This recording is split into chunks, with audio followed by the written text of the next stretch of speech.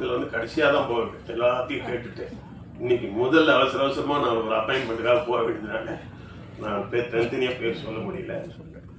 இந்த வள்ளிப்படை வெள்ளிமலை வேலன் வந்து படம் வெற்றி பெறணும். இது வந்து எடுக்கப்பட்டது வந்து இங்கன்னு சொல்லி கேள்விப்பட்டேன். நம்ம ஊர் வள்ளிமலை, வேலூர் பக்கத்தில் இருக்கிற வெள்ளிமலையில். அது எங்கள் ஊர் திருவண்ணாமலைக்கு பக்கத்தில் இருக்கிற ஊர். இது இப்போ எதுவும் சில முருகன் சீசன் நினைக்கிறேன். இப்போ அதாவது ஒரு பக்கம் அரசியல்வாதிகளும் பார்த்தீங்கன்னா முருகன் மாநாடு போட்டுட்டு இருக்காங்க, மாறி மாறி போடுறாங்க இல்லையா. டெல்லியில் இருக்கிறவங்களாம் கூட விடுறதில்ல முருகனை. அகில உலக ஃபேமஸ் முருகன். இந்த சீசனில் முருகன் பேர் வச்சதால அவர் வெற்றி பெறுவார்னு எனக்கு தோணுது. முருகன் தான் இப்போ சூப்பர் ஸ்டார் இந்த சூழ்நிலையில். ஆன்மீகத்திலையும் சரி, அரசியலையும் சரி, சினிமாவுக்கு வந்துட்டார் அவர். அந்த வகையில் இந்த படம் வெற்றி பெறும். இதை போடும்போது நீங்கள் விளம்பரம் போடும்போது கூட அப்படி ஓரமாக ஒரு வேல் போட்டிருக்கீங்க. அது கொஞ்சம் முருகர் கூட கொஞ்சம் ஒன்று போட்டுருங்க ஓரமாக. அதாவது ஆன்மீக படம் மாதிரி இருக்கக்கூடாது, ஆனால் முருகர் ஏதோ உங்கள் எம்பல் மாதிரி இருக்கட்டும் ஒன்று. அதுக்கு வந்து சீசன் இருக்கு. அதனால் இந்த படத்தில் இருக்கிற கதாநாயகி, தயாரிப்பாளரி கதாநாயகி எப்பயுமே வந்து கதாநாயகன்னா எல்லாம் எம்ஜிஆர் சரோஜா தேவி மாதிரியே இருக்கணும்னு அவசியம் இல்லை. அந்த படத்துக்கு பொருத்தமாக இருக்கணும். அந்த படம் எடுக்கிறது கிராம படம்னா கிராமத்துக்கு பொருத்தமாக இருக்கணும்.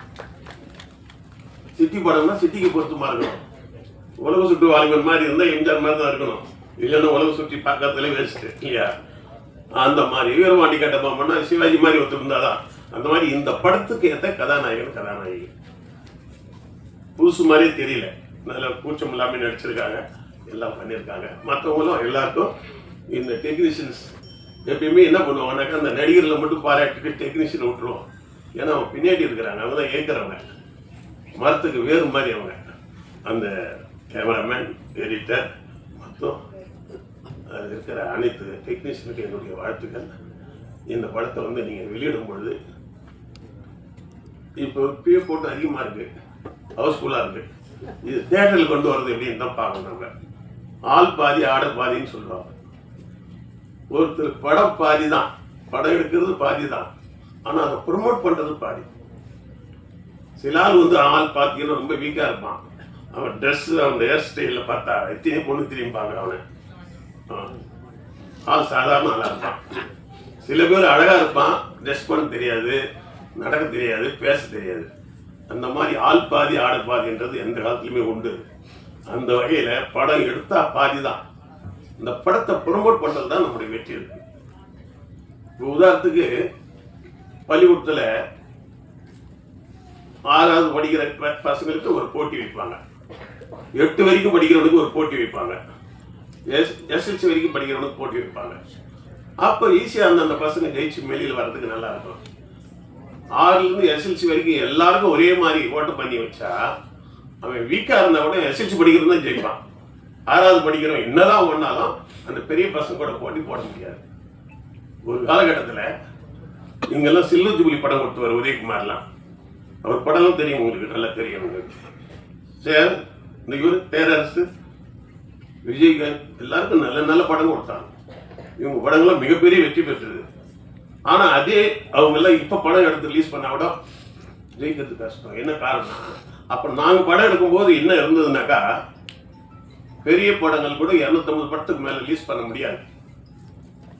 4000 தேட்டர் இருக்குதுன்னா 250 படம் தான் பெரிய படம் ரிலீஸ் பண்ணோம்னா புடிசு கவுன்சிலில் இருந்த பொறுப்பில் அதனாலாம் இருக்காங்க கேட்டுப்பாரு. நாங்கள் ரூல்ஸ் கொண்டு வந்து வச்சுருந்தோம். எல்லாரையும் ஒரே நேரத்தில் ரிலீஸ், இது 200க்கு மேலே ரிலீஸ் பண்ணாத. அப்புறம் மீடியமாக படங்கள் 100 படம் தேட்டரு, சின்ன சின்ன படங்கள்லாம் 50 தேட்டர்னு விட்டால் என்ன ஆகுதுன்னா எல்லாருக்கும் தேட்டர் கிடைக்கும். இன்னைக்கு என்ன பண்ணிட்டாங்கன்னா கேட்டை திறந்து விட்ட மாதிரி விட்டுட்டு ஒரு படம் பெரிய படம் ரிலீஸ் ஆனால் 2000 தேட்டரு மொத்த தேட்டரு நீயே போட்டா அப்புறம் மீதி பேருக்கு எப்படி தேட்டர் கிடைக்கும்? அப்போ நீ தேட்டர் போடுற போட்டு சமீபத்தில் ஒரு வெற்றி தேட்டர் நண்பர் அவர் ஓனர் சொன்னார், ஒரு படம் ஒன்று நல்ல படங்க, சின்ன படம் போட்டேன், 2வது வாரம் நல்லா வந்தது, திடீர்னு ஒரு பெரிய படம் வந்துருச்சு, அது தூக்கி போட்டேன். அந்த பெரிய படம் வந்துட்டா எப்பயுமே ஒரு பெரிய வசூல் வரும்ட்டு போட்டோம், பார்த்தா அது 2 வாரம் கூட ஓடல. மறுபடியும் அந்த தூக்கி போட்டு சின்ன படத்தை தூக்கி போட்டு அது 4 வாரம் ஓடிச்சிருந்தாரு. இது எப்படி ஆகி போச்சு பாருங்க. ஆக பெரிய படமும் சின்ன படங்களை ஒன்றா வர்றதை விட அழிவு சாதாரண விஷயம் இல்லை. அது எப்படின்னா 5 வயசு பையன்கிட்ட வந்து 40 வயசு பயில்வான் சண்டைக்கு போற மாதிரி.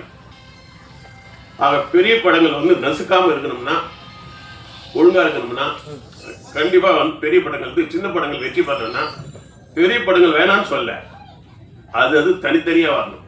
ஜனவரியில பெரிய படங்களா வந்ததுன்னா பிப்ரவரியில சின்ன படம் வரணும், மறுபடியும் மார்ச்சில் பெரிய படம் வந்து அது ஒண்ணுக்கு ஒண்ணு கிளாஷ் ஆகக்கூடாது.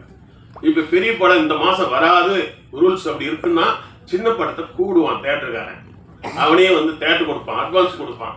நான்லாம் படம் ரிலீஸ் பண்ணும்போது உதய தேட்டர் 5 லட்சம், இவங்க 5 லட்சம் கொடுப்பாங்க. இங்க அண்ணா தேட்டர், இவங்க சின்ன படம் தான், அண்ணா தேட்டர் இவங்க அபிராமி எல்லாம் 5 லட்சம் கொடுப்பாங்க அட்வான்ஸ். இப்போ போய் நான் படம் எடுத்து வச்சிருக்கிறேன் கேட்டா எங்கிட்டே காசு கேட்கறாங்க, தேட்டருக்கு முன் பணம் கொடுங்கன்னு கேட்கறான். அதே டைரக்டர் தான் அதே இட்டு கொடுத்ததான். என்ன காரணம்னாக்கா மொத்த இப்போ கதவு திறக்கிறோம், பெண்களுக்கு வந்து ஒரு பக்கமா போங்க, ஆண்கள் ஒரு பக்கமா போங்க, குழந்தைகள் ஒரு பக்கம். பள்ளிக்கூடம் விட்டாங்க என்ன எப்படி கொடுறாங்க ஸ்கூல்ல, சில்ட்ரன்ஸ் சின்ன பசங்களாம் விட்ட பிறகுதான் அப்புறம் பெரிய பசங்களுக்கு டோர் திறந்து விடுறாங்க. ஏன்னா ஒன்னா போனா சின்ன பசங்களை மிதிச்சிடுவாங்க எல்லாரும். அப்படிலாம் இல்லாம மொத்தமா அப்படியே மாட்டுக்கட்டா ஆடுகட்டா திறந்து விடுற மாதிரி விட்டா படங்கள் பூரா அழிஞ்சு போயிடும். இப்போ நீ எடுக்கிறது கஷ்டம் இல்லை, இதை ரிலீஸ் பண்ணும்போது நல்ல தேட்டர்களை பார்த்து ரிலீஸ் பண்ணணும். ரெண்டாவது இந்த டெக்னீஷியன்ஸுங்களை எல்லாரையும் நான் கேட்டுக்கிறேன், படம் எடுக்கிறது ப்ரொடியூசர் வேலை மட்டும் இல்லை, இந்த படம் நல்லா ஓடணும் எல்லாருக்கும் வாய்ப்பு வரும். நடிகைகள் டெக்னீஷியன்ஸ் எல்லாரும் நீங்க இந்த படத்தை ஓட வைக்கிற வரைக்கும் நீங்க வேலை செய்யணும். படம் முடிஞ்சது கையை கழுவிட்டு வேலை பார்த்துன்னு போயிடக்கூடாது. ப்ரொடியூசர் அப்புறம் மாட்டிக்குவார். ப்ரொடியூசருக்கு பணம் வந்துச்சுன்னா தான் திரும்ப அடுத்து படம் எடுப்பாரு, உங்களை எல்லாரையும் மறுபடியும் திருப்பி அந்த டீம் ஜெயிக்க முடியும். அதனால இந்த டெக்னீஷியன்ஸ் எல்லாம் இந்த படத்தை கொஞ்சம் நேரத்தில் போட்டா கூட அதை ப்ரொமோட் பண்ணி அழகா டெவலப் பண்ணி வெளியில் வெற்றியை கொண்டு வரது தான் இருக்கு.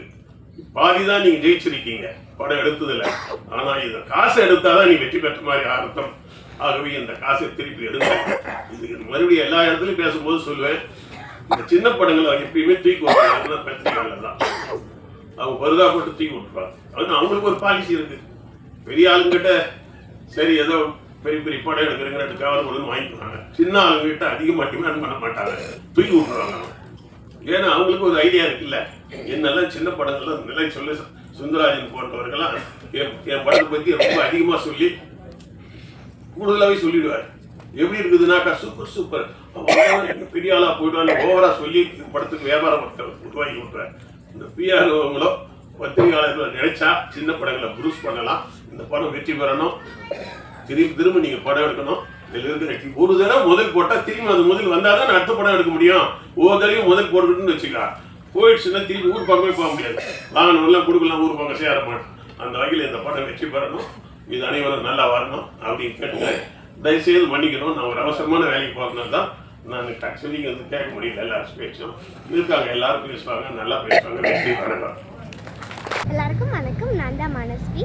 ஃப்ளாஷ் டிவிக்கு லைக் பண்ணுங்கள், ஷேர் பண்ணுங்கள், சப்ஸ்கிரைப் பண்ணுங்கள், கமெண்ட் பண்ணுங்கள், மறக்காமல் அந்த பெல் ஐக்கானையும் கிளிக் பண்ணிடுங்க. அப்போ தான் உங்களுக்கு நோட்டிஃபிகேஷன்ஸ்லாம் வரும். Thank you all, bye bye.